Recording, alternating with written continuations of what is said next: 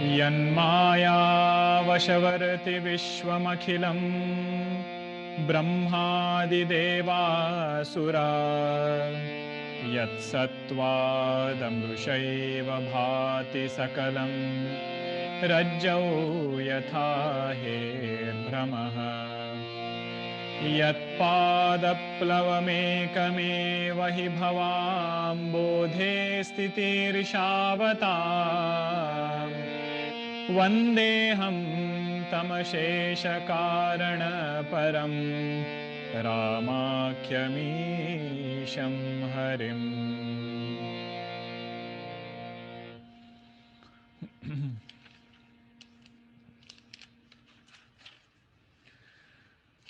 Hari Om everyone. In this Vandana Prakaranam, Goswamiji is now introducing us to subtler Vandanas that he wants to point out. Subtler in the sense they are going to the core of Ramayana. Sometimes the word character seems like a compromised word. Characters of Ramayana, because it's not a fictional story. They are the heart of Ramayana. What is the essence that Ramayana is teaching us? What is it that we can take away from Ramcharitmanas? All of that we will find in these great Mahatmas. So Goswamiji now starts doing Vandana to Dasharath Maharaj, Janak Maharaj, and Bharatji and everyone else. So now let us chant it. This is Sorta number 16. After Doha 15, after the Chaupais, after Doha 15, there is a Sorta. We will start from there.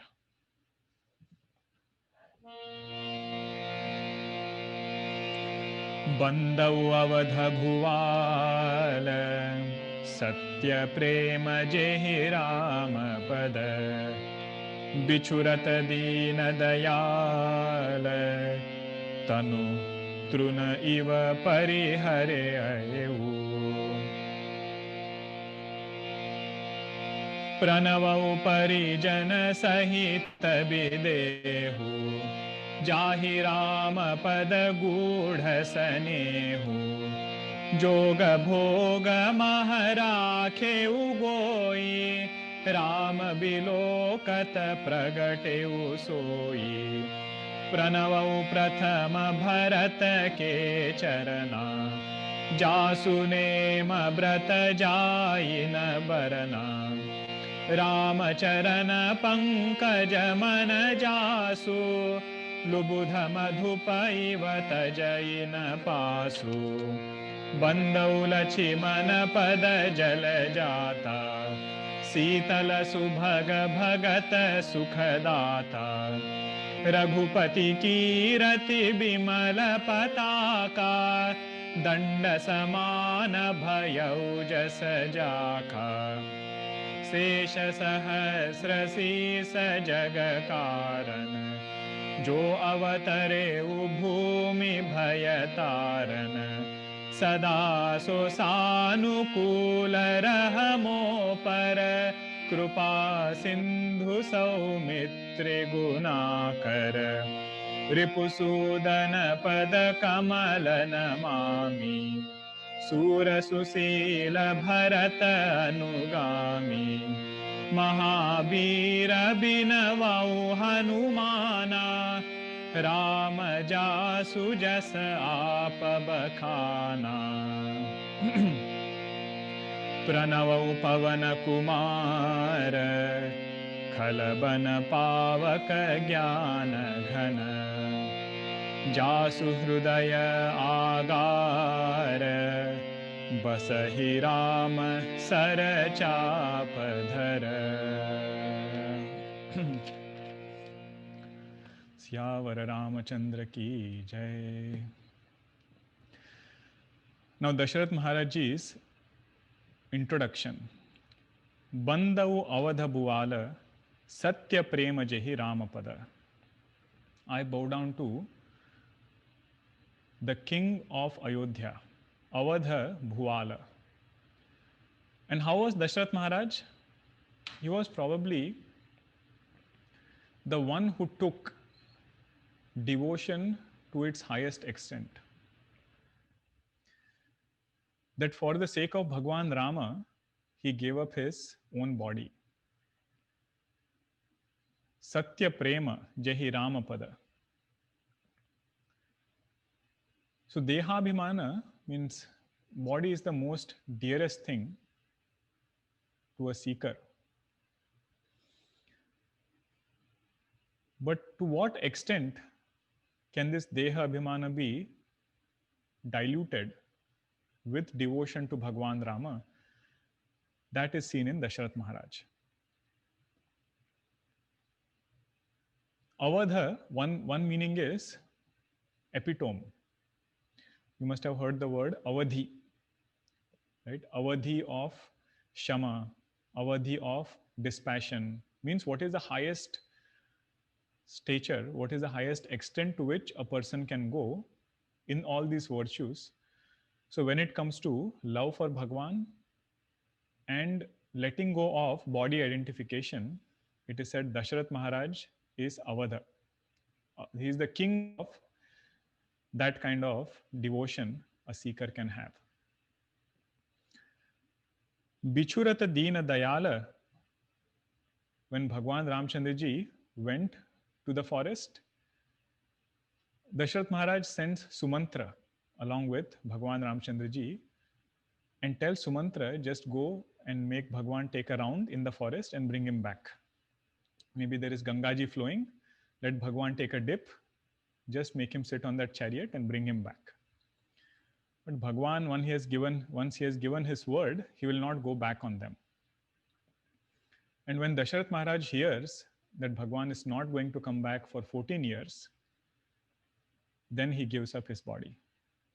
Priyatanu truna iva parihareu.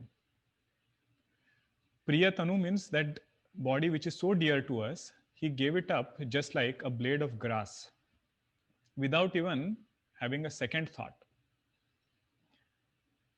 that, whether it is worth staying here when because of me, Bhagwan had to go to forest. When you read that portion of Dasharath Maharaj lamenting later on, few things come to mind what pricked Dasharath Maharaj the most. The first thing was, he had promised Bhagwan Rama that next day he was going to be the king. Rajyabhisheka, he had already promised Bhagwan. And having promised Bhagwan something, he had to go back on his words. That thing pricked him the most. If he had not promised, then things would have been a little different.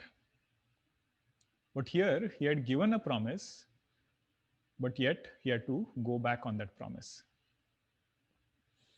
Second thing that pricked Dasharath Maharaj the most was, Mother Sita also had to suffer.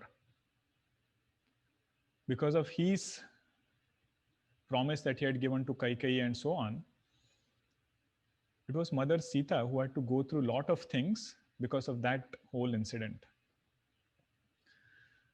And Dasharath Maharaj, while Bhagwan Ramchandra ji is ready to go to the forest, he tells Sita ji that let Bhagwan Ramchandra ji go, if you can at least stay back, that will give me a lot of solace. So that was the second thing that pricked Dasharath Maharaj the most. But in that entire episode, there is a third point that comes, which is very, very heartwarming. When Sumantra comes back from after leaving Bhagwan Ramchandra ji in the forest, Sumantra was the minister of Dasharath Maharaj who had gone to accompany Bhagwan to some distance. When he comes back, Dasharath Maharaj is eagerly asking him, where is Bhagwan Rama? You tell me, where is he? And Sumantra ji narrates the entire dialogue that happened before he left Bhagwan Rama.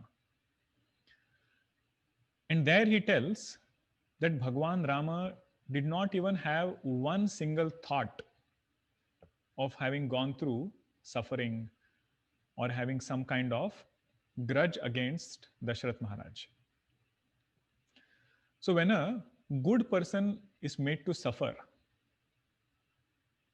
that person who has caused the suffering, his state of mind becomes very indescribable. Especially if that person is a sattvic person, because of him, if somebody who is good has to suffer, then the state of mind becomes very, very, sorrowful. That is the state of Dasharath Maharaj. And at that time, he remembers the previous story of Shravan Kumara, how he had gone and shot an arrow, and all that story that goes behind, and this curse that had come to him, that he remembers and then leaves his body. But the main point in Dasharath Maharaj Ji is Deha Abhimana. General thing what we see is we leave Bhagwan for body. Whenever body needs something, the demands become so pressing, the first victim to fall is Bhagwan only, means our sadhana. Because of body, sadhana gets left behind. Dasharath Maharaj Ji was the opposite. For Bhagwan, he left behind this body. So to that, Dasharath Maharaj, Goswami Ji says, I bow down again and again. Now next, Vandana is to a very unique devotee. And ironically, the introduction of that devotee is not through his devotion. It is through his knowledge. And that is our Janak Maharaj. Pranamavo Parijana Sahita Videhu.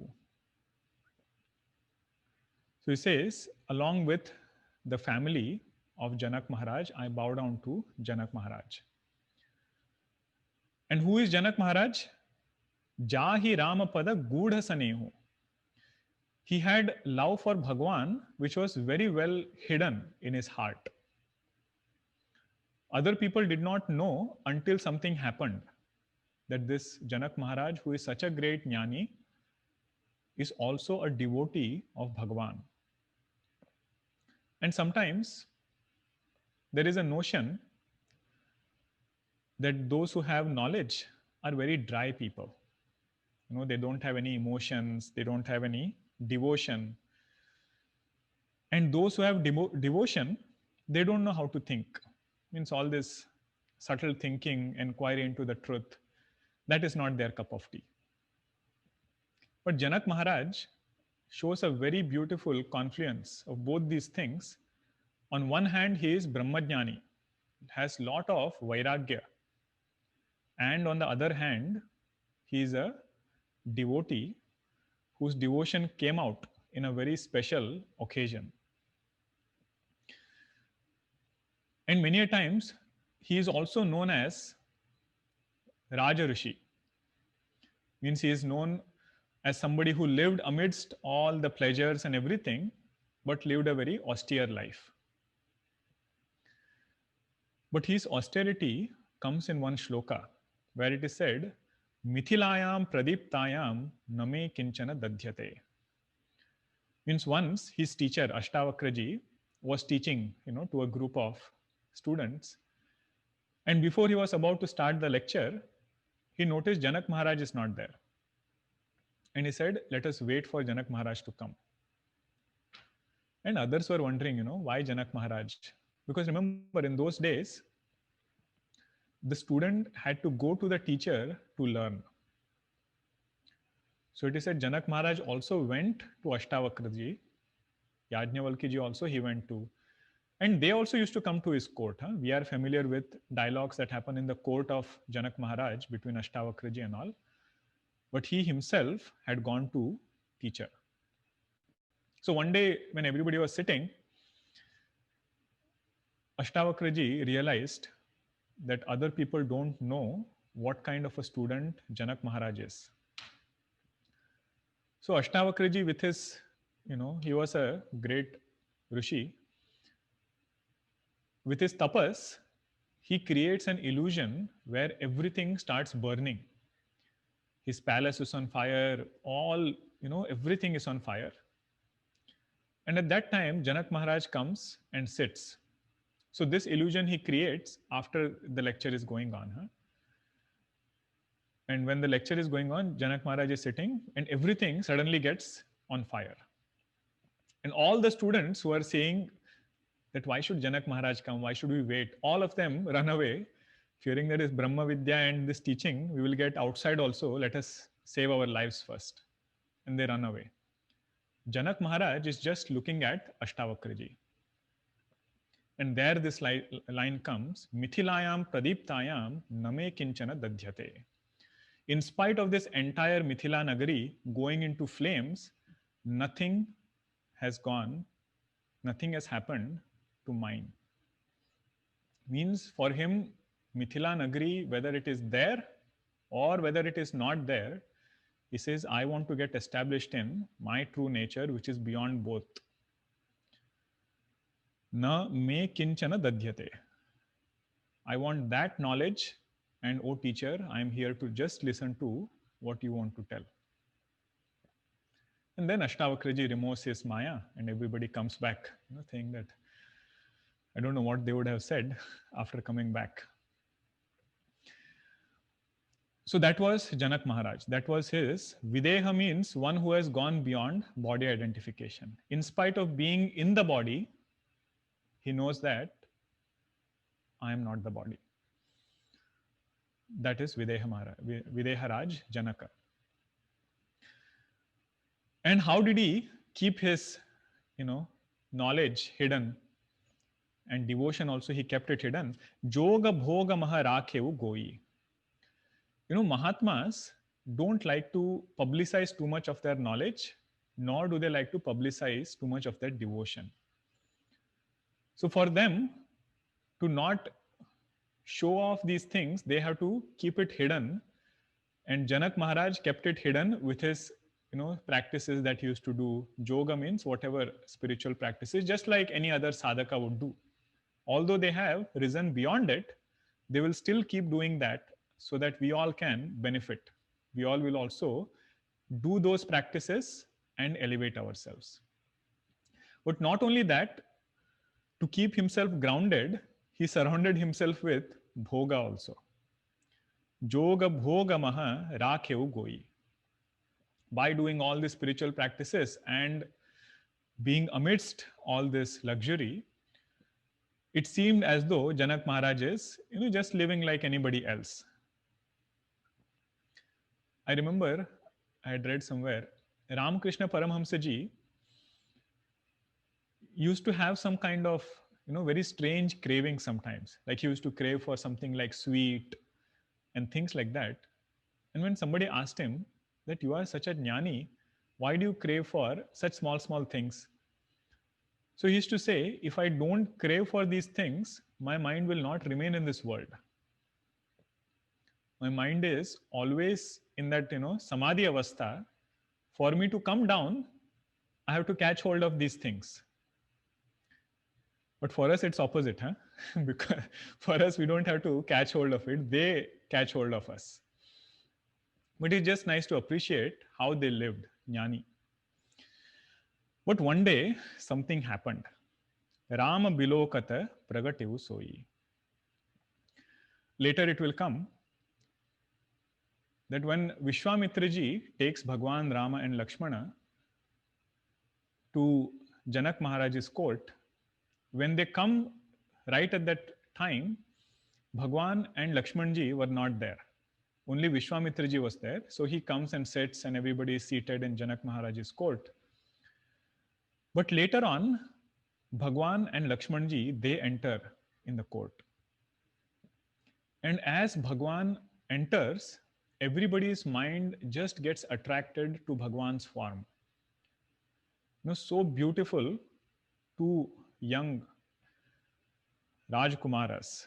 They walk inside, and Janak Maharaj says at that time, Sahaja Biraga Rupa Manamora. My mind, which is naturally of the nature of dispassion. His definition of his mind is dispassion. Not that in his mind there is dispassion. His mind, he says, is itself of the nature of dispassion and always reveling in Brahma Sukha. That mind is getting attracted towards these two young boys. They have to be none other than Bhagwan only. And then he asks Vishwamitraji, tell me who they are. Are they Brahma manifest in a physical form? They definitely cannot be just ordinary two Rajkumaras, princess. I know they are some great people. Tell me who they are. In that dialogue, all the devotion that he had to Bhagwan, that comes out. Later, when we see that portion, we can see it more elaborately. To that Janak Maharaj, Goswamiji says, I bow down again and again.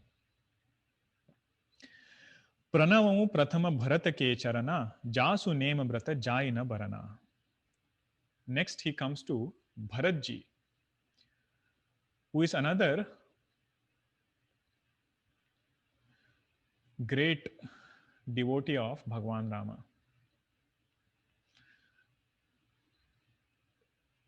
And Bharatji's character, the way Goswamiji is introducing us, is he has lot of love for Bhagwan, but he has lot of disciplines also in his life. Means he has viveka along with bhakti. Jasu nema brata jayina barana. His discipline, the kind of life he lived, after coming back from, actually the first time when they go to meet Bhagwan, Bharatji says, I will go walking. Because entire army is going to meet Bhagwan. After they have gone in the forest, Bharatji says, let us take the entire army and let us go and meet Bhagwan. And let us ask Bhagwan, what should I do now? But before going, Bharatji says that this Ayodhya is Bhagwan's kingdom. And he has given this responsibility to me, although I have not accepted it yet. We will go and ask Bhagwan what is his decision finally. But we cannot just leave Ayodhya like this. If everybody goes to meet Bhagwan, what if some enemy attacks here? So he says, let us take care. So the night before they leave, Bharatji does entire elaborate arrangement for everybody to be there and make sure that Ayodhya is well protected. And whoever needs to go, only they will go.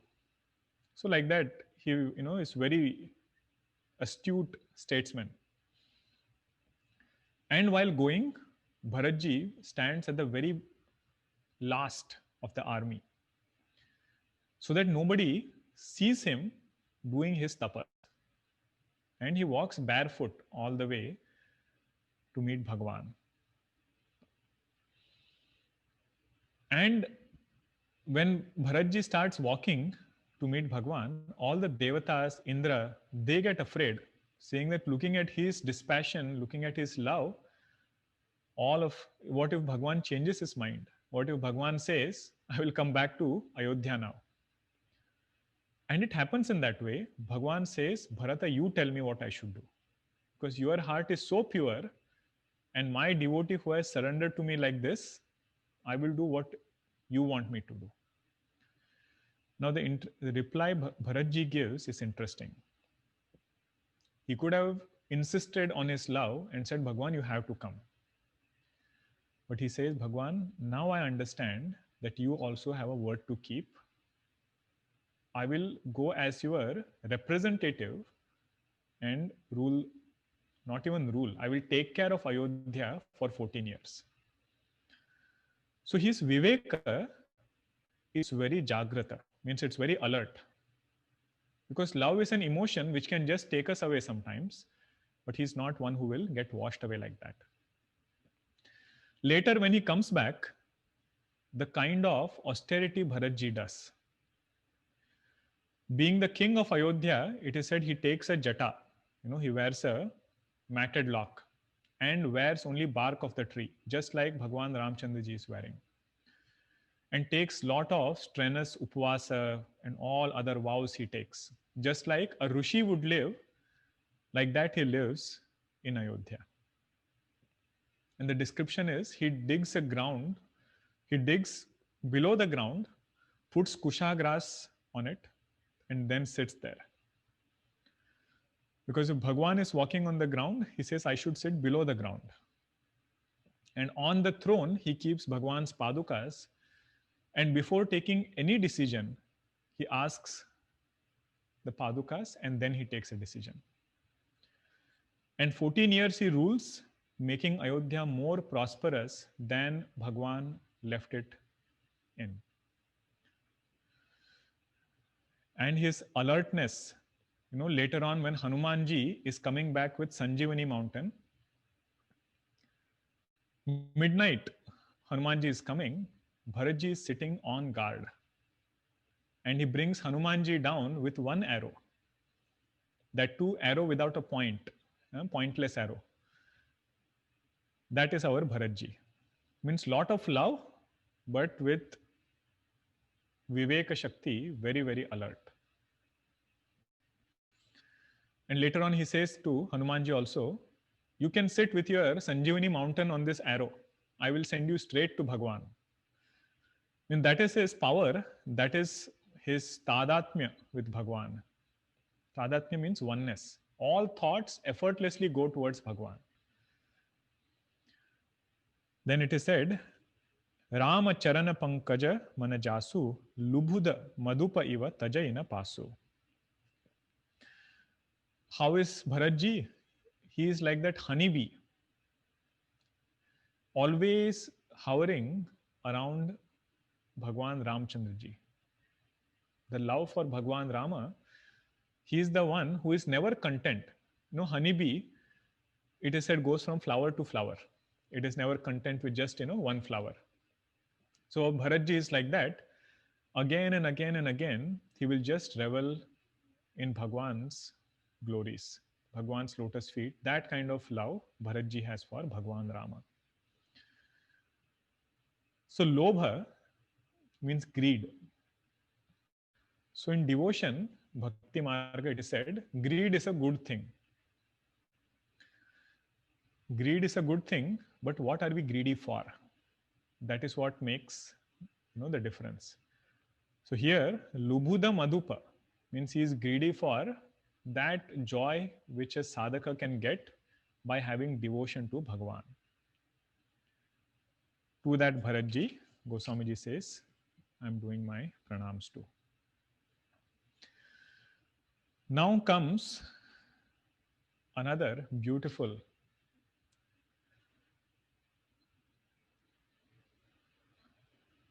Mahatma, I would say. Sometimes I hesitate to use that word character again and again. Bandavu Lachimana Pada Jalajata. He says, I bow down to the lotus feet of Lakshmanji. And who is Lakshmanji? Sitala Subhaga Bhagata Sukhadata. He is the one who is calm, Sitala. Subhaga, who is very well cultured. Bhagata Sukhadata, one who gives lot of joy to devotees. But we are not familiar with Lakshmanji's character in that perspective. Let us say, somebody gets angry. What we are familiar with Lakshmanji is he gets angry at the drop of a hat. His eyes are also, even nicely, if he just, Parshuramji, it is said, even if he very lovingly looked at somebody, that person thought, this is my Kala that has come. So Lakshmanji's anger also, it is said, was there in his eyes. And in general, sometimes it looks like a sarcasm. Somebody gets angry many times and you call that person, oh, such a, Shanta person he is. That person himself, feels little out of place if you praise in that way. Like somebody who is, never sings in Shruti or does not know how to sing. And that person you praise and say, such a great singer. So that person also knows, okay, don't tell too much about me. But Lakshmanji, that is not the point here. Sitala Subhaka Bhagata Sukhadata. Lakshmanji got angry, but he always got angry when somebody criticized Bhagwan. Not for his own sake, when somebody said something against Bhagwan, that was his anger. But that anger was not uncontrolled anger. That anger did not overpower him. He could very well control it and let go of it when he wanted. And if Bhagwan even looked at him through his eyes, he would understand that now is the point, I should calm down. Anger, any emotion for that matter, if it takes over us, then we get swept away with that emotion. So Lakshmanji is like a very good actor. He can show anger so well that anybody can get deluded and say that such an angry person he is. But his anger comes only when it is directed towards Bhagwan and for a larger cause.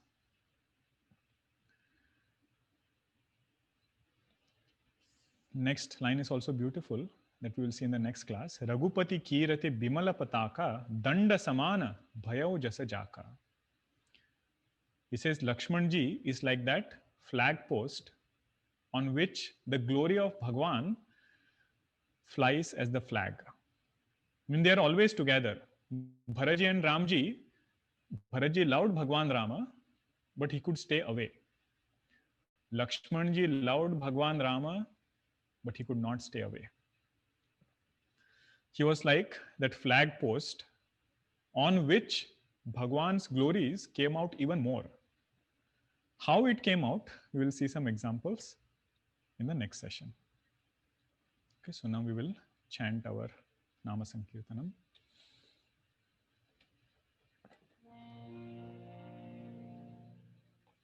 If you can share that screen.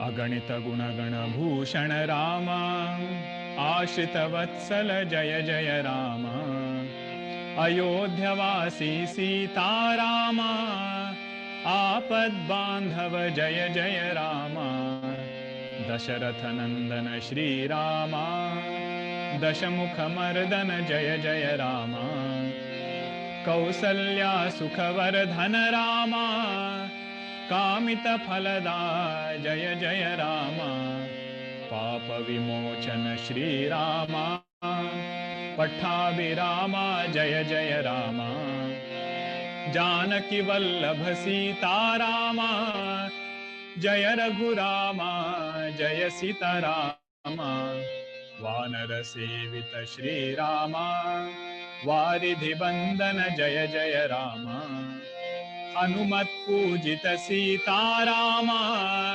Shri Ram जय जय राम रघुपति राव राजा राम पतित पावन सीताराम श्री राम जय जय राम श्री राम जय जय राम सियावर रामचंद्र की जय। सद्गुरुनाथ महाराज की जय।